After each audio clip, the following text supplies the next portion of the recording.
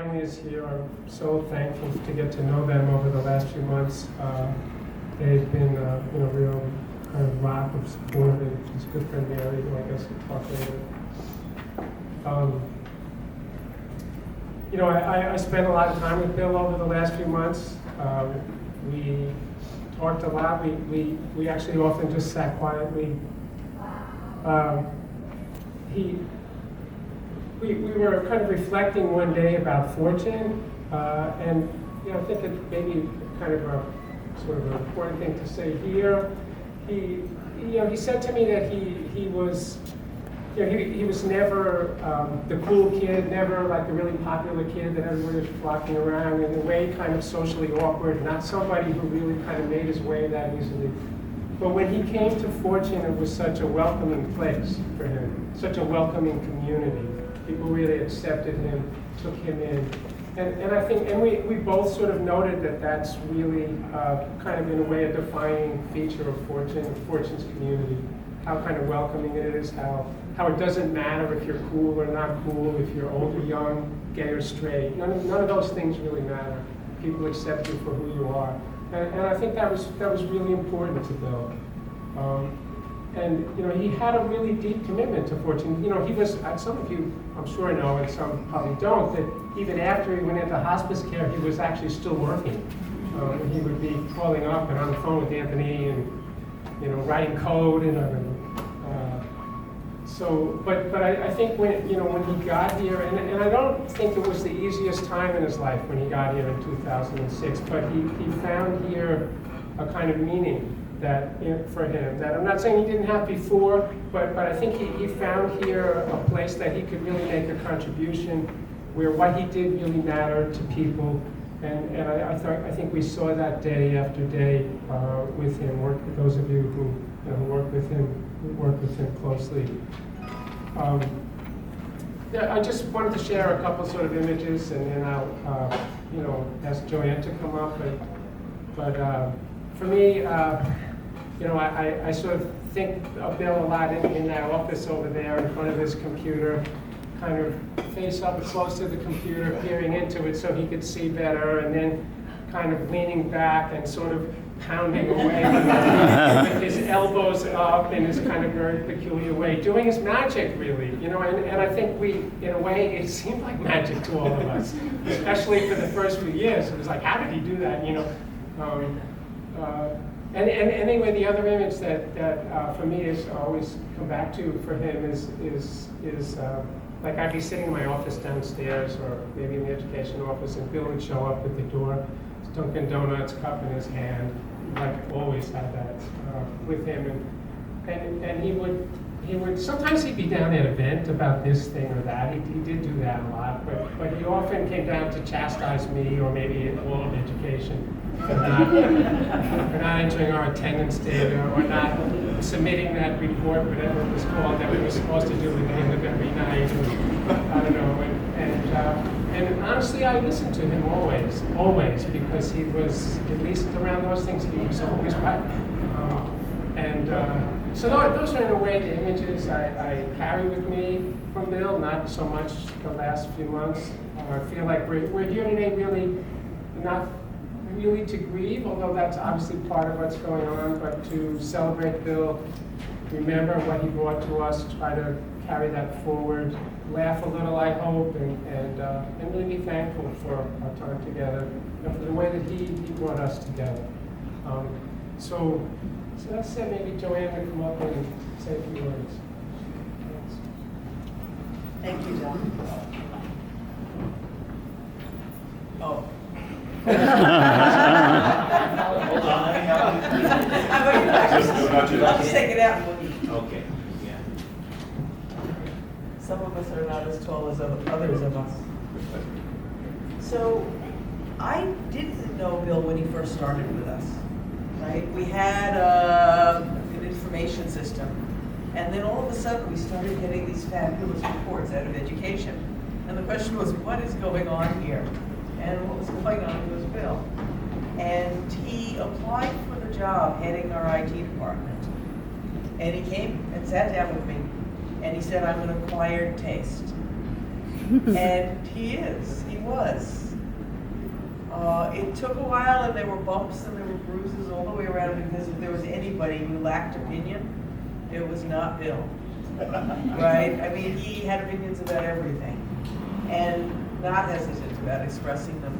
But what mattered most to me was watching him with the students. He loved the students. And he was here as a labor of love. You know, I think we attract people who are brilliant at what they do, who choose to do it here. And Bill was always my picture of that, because he had something he could contribute that we really needed. And he left us a legacy that we need to treasure and we need to treat really carefully. But that, I'm an acquired taste. Sometime later, when we were in the middle of some tizzy about something, I said, Bill, I've acquired the taste. And David Solomon said that if there was somebody with a bomb, he would throw himself in front of Bill before anybody else because of how much he was contributing to the organization. And, you know, we've lived through AIDS. We've lived through what it means to have people who are seriously ill.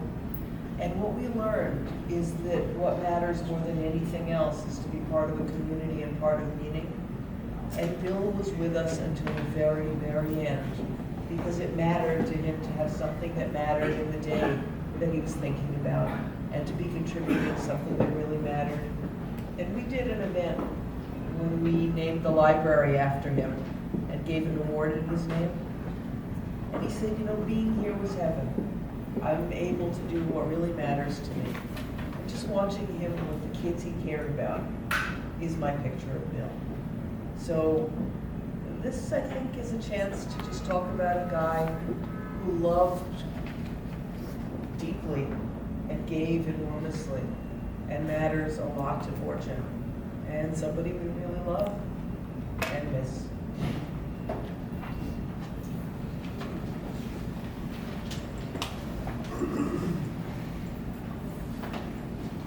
As soon as John plugs up, he's going to perform one of Bill's favorite musical selections for us.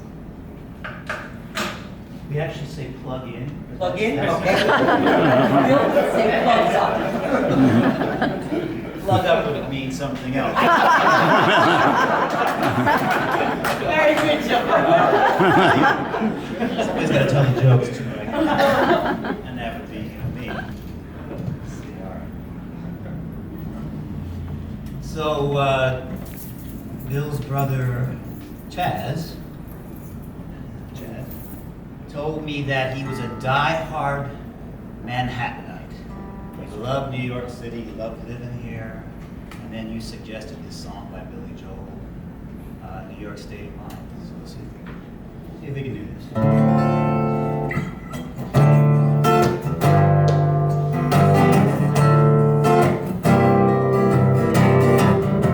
Some folks like to get away, take a holiday from the neighborhood. Hop a flight to Miami Beach or to Hollywood. But I'm just taking a Greyhound on the Hudson River line. I'm in the New York State of Mind.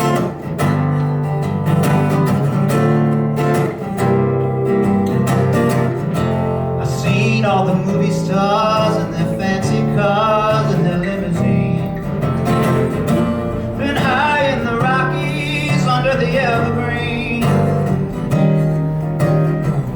But I know what I'm needing, and I don't want to waste no more time. I'm in a New York State of mind. Yes, I am. It was so easy living day by day, out of touch with the rhythm and blues. But now I need a little give and take. The New York Times, oh, the daily news, oh, oh, oh, oh.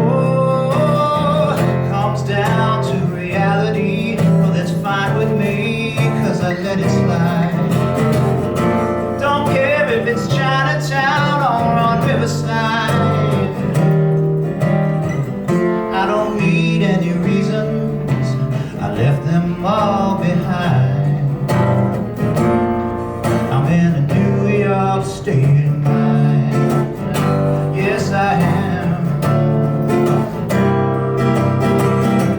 I'm just taking a Greyhound on the Hudson River line. I'm in a New York state of mind.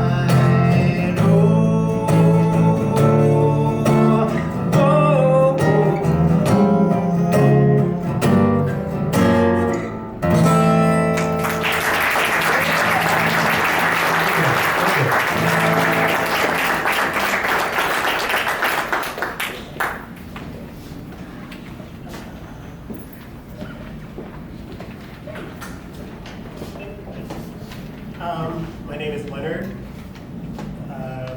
VP for Administration and Finance, and I have the pleasure of being Bill's supervisor for 4 years. You know, he was such a special person to me. He was not only a trusted colleague, a technical genius, but above all, I thought of him as truly a friend.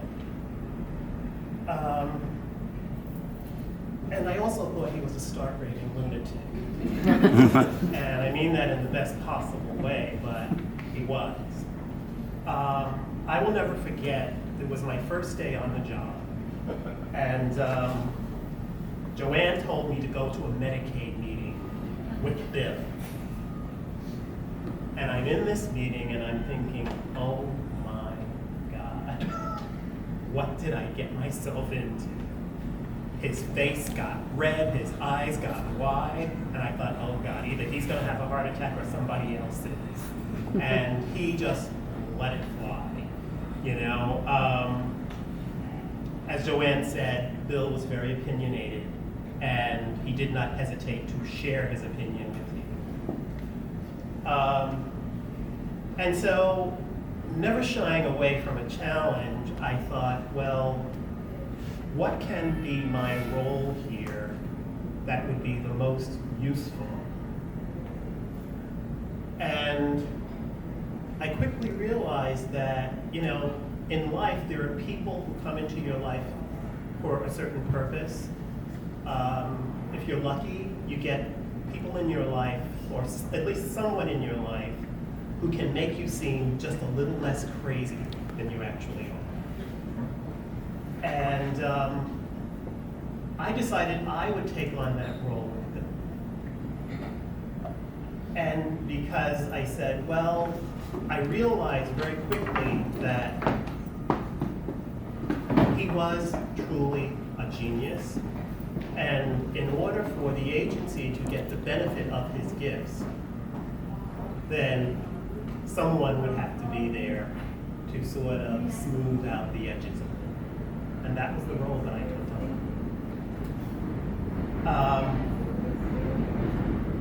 You know, Bill and I have had so many conversations over the last 4 years. One in particular that I think stands out for me, it was a World AIDS Day. And I was feeling really emotional that day for, you know, and I usually don't on that day, not at least not in a number of years, but on that particular day, it just kind of hit me, and I was stopped by his office, and we were talking about that whole era when so many people were dying, and, you know, and he told me about his experiences during that era. And he was like one of the first people I was able to tell about how angry I was during that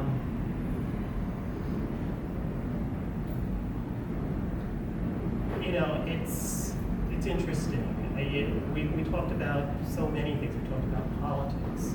We talked about the indignities that the President of the United States had suffered. So many things. And Bill just had such a passion, such a passion. And there wasn't anything that he didn't know about fortune. He truly, truly loved this organization in every possible way, probably more than this.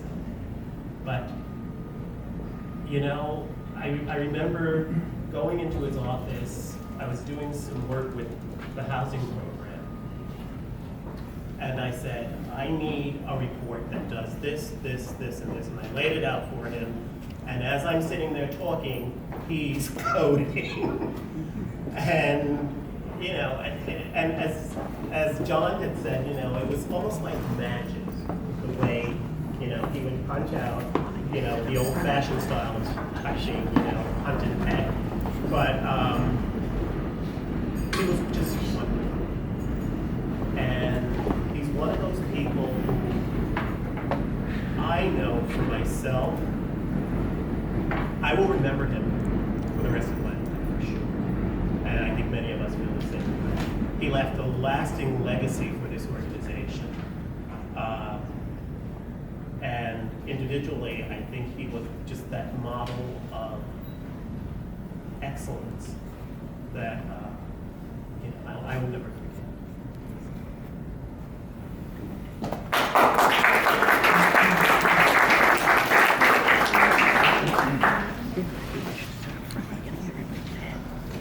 Good afternoon, everybody. My name is Stanley Richards. I'm the Senior VP of Fortune. And I got the privilege to meet Bill when he was a full-time volunteer in education. That's when I got a chance to meet him. And got a chance to work with him when we was doing something with the database. And John said, you know, there